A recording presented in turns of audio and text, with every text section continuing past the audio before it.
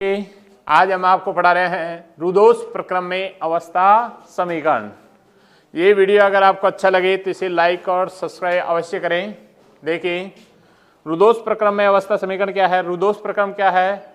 ऐसा प्रक्रम जिसमें निकाय और वातावरण के बीच न तो ऊर्जा आती है और न ही ऊर्जा जाती है। मानी जो निकाय है वो न तो ऊष्मा लेता है और न ही ऊष्मा देता है। तो ऐसे प्रक्रम को क्या कहते हैं? हमें रुदोष प्रक्रम। रुदोष प्रक्रम में है तो उस कंडीशन के लिए हमें ऊष्मा गतिकी के प्रथम समीकरण से ऊष्मा गतिकी के प्रथम समीकरण से प्रथम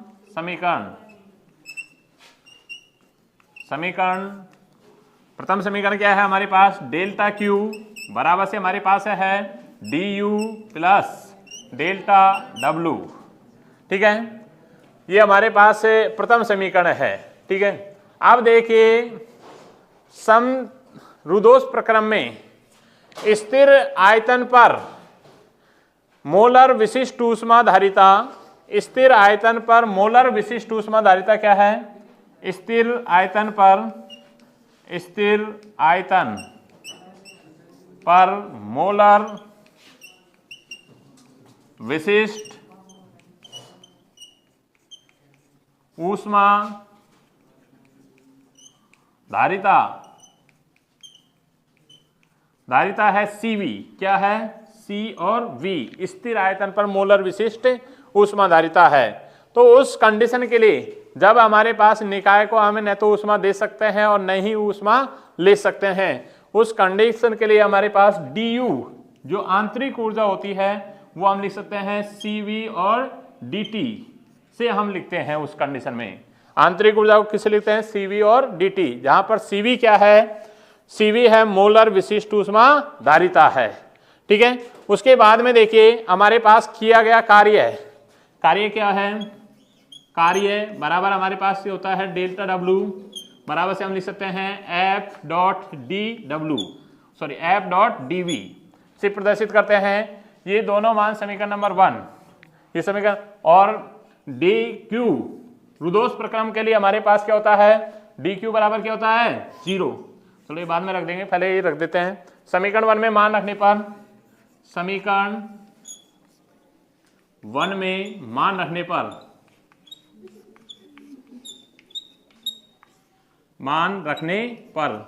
मान रखते हैं तो हमारे पास देखिए उस कंडीशन के लिए क्या रहेगा?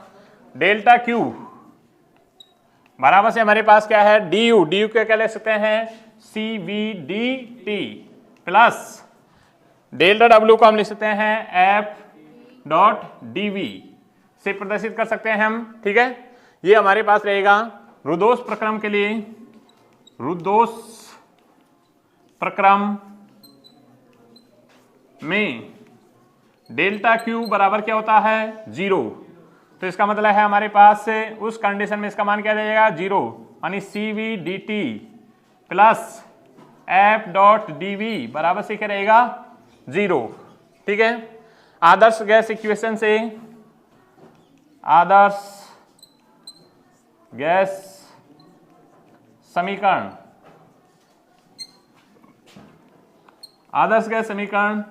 से हम कह सकते हैं 1 मोल के लिए हम लिख सकते हैं, क्या लिख सकते हैं? PV बराबर से क्या होता है? nRT होता है। n बराबर 1 के लिए क्या होता है? R और T। उस कंडीशन में हम ये लिख सकते हैं। ठीक है, 1 मोल के लिए। अब हमारे पास देखिए इसका हम अवकलन करने पर, ये समीकरण नंबर 2 और ये समीकरण नंबर 3, समीकरण 3 का अवकलन करने पर, समीकरण 3 का अवकलन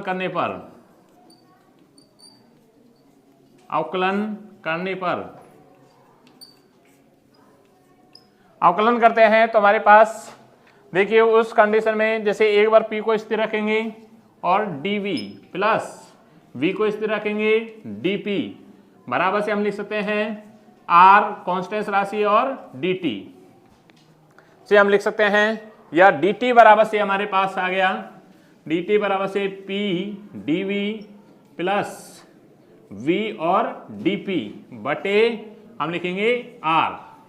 ये dt का मान हम समीकरण नंबर किसमें 2 में रखते हैं। dt का मान समीकरण नंबर 2 में रखने पर देखिए आगे हमारे पास क्या आता है कि dt का मान माने समीकरण 4 से हमारे पास समीकरण नंबर 2 में मान रखते हैं। तो समीकरण 2 में मान रखने पर समीकरण 4 से 2 में मान रखने पर मान रखते हैं तो हमारे पास क्या आता है। देखिए dt का मान रखते हैं तो cv, तो हमारे पास क्या है cv, और हमारे पास dt का मान रख देते हैं हमें p dv plus v dp upon r, ठीक है। और हमारे पास जो बचा है प्लस हमारे पास तो क्या है f डॉट dv, ये बराबर क्या है 0, ये हमारे पास है।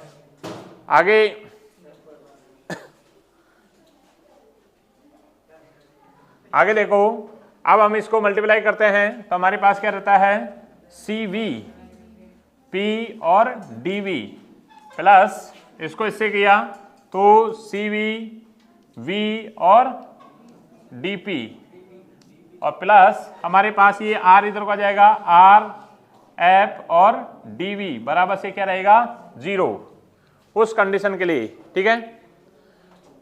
ये रहेगा ना r हमने एलसीएम लिया और वो इसमें आ गया और इधर की साइड जाएगा तो 0 हो जाएगा। अब हमारे पास देखिए cv p और dv, तो हमारे पास dv, एक मिनट बंद कर, हाँ देखिए इसमें हमारे पास डेल्टा w बराबर क्या था p डॉट dv, तो हमारे पास ये क्या है f नहीं है, यहाँ पर क्या है p, ठीक है।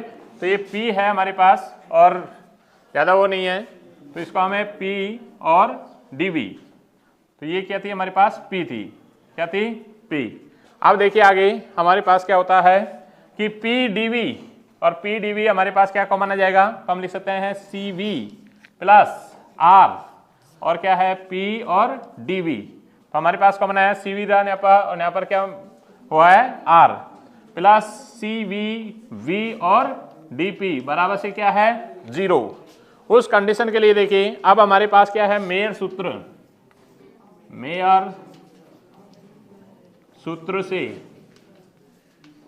है हमारे पास cp माइनस cv बराबर से क्या होता है r, या हम लिख सकते हैं cp और ये इधर को आए, अरे बात नहीं, cp और cv बराबर से हमारे पास क्या हो जाएगा r प्लस cv, तो माने r प्लस cv को हम क्या लिख सकते हैं cv प्लस r को क्या लिख सकते हैं cp। उस कंडीशन के लिए देखिए हमारे पास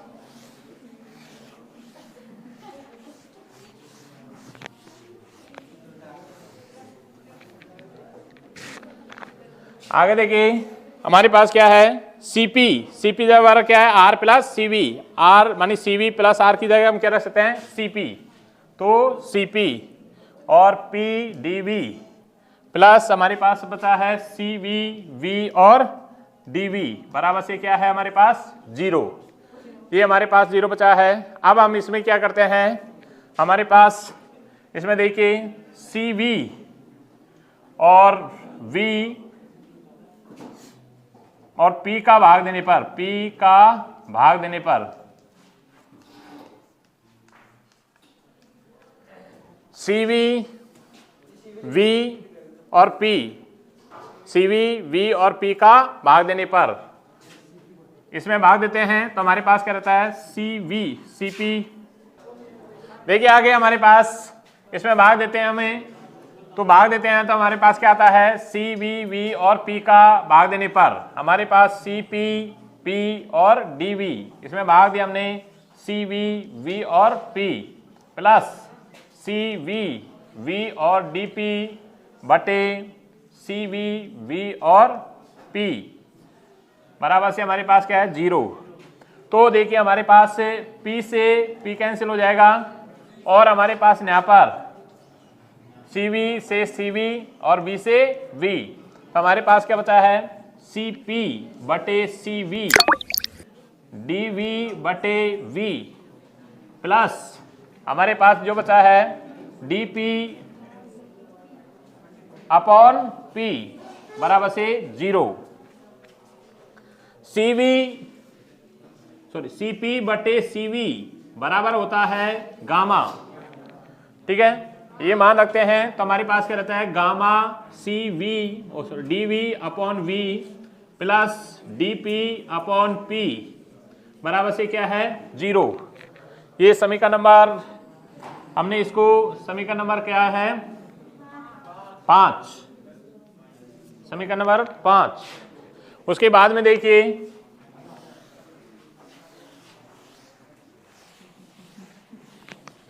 समीकरण 5 का समाकलन करने पर, समीकरण 5 का समाकलन करने पर,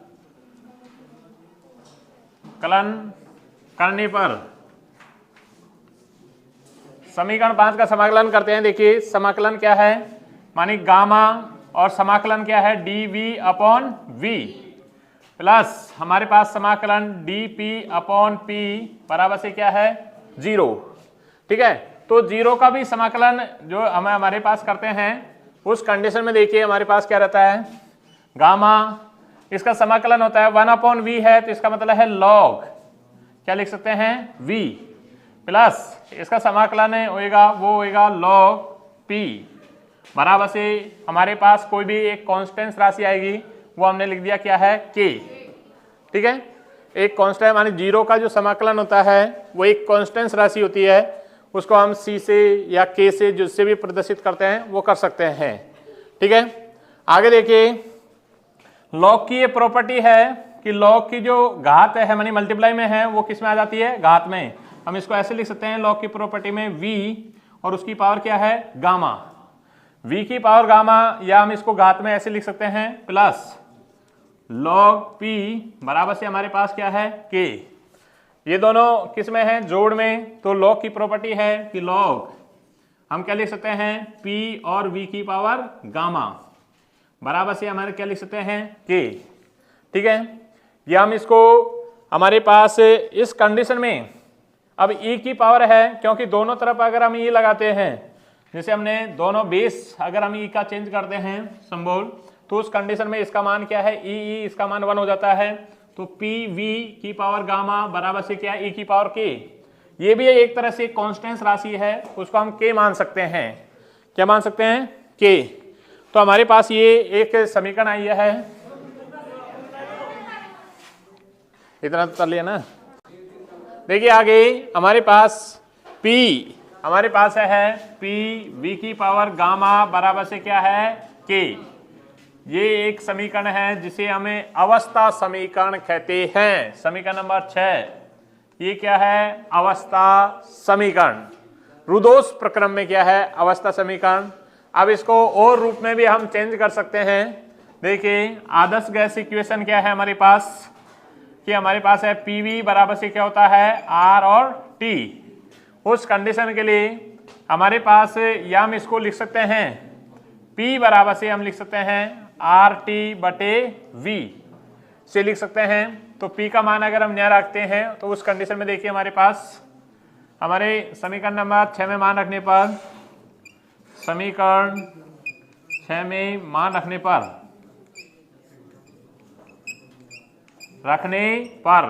समीकरण 6 में मान रखते हैं तो RT अपॉन क्या है V और V की पावर क्या है गामा बराबर से क्या है K। हमारे पास K है RT।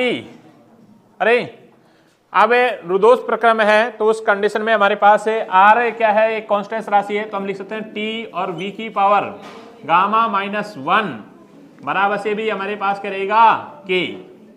तो ये भी रुदोष प्रक्रम की अवस्था समीकरण है।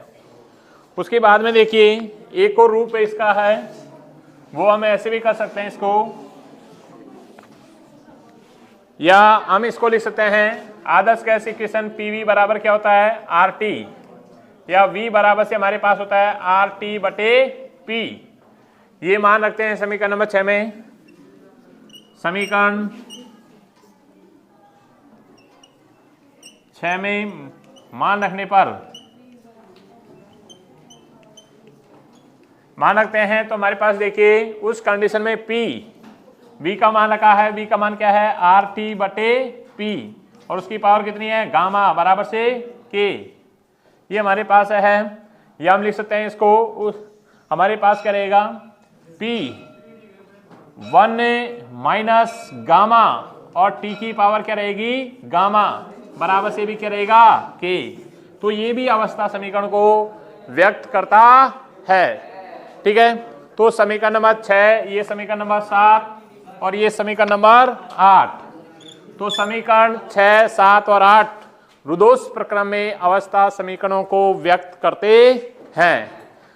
ये वीडियो अगर आपको पसंद आए तो इसे लाइक और सब्सक्राइब अवश्य करना और बेल आइकन को दबाना है। धन्यवाद।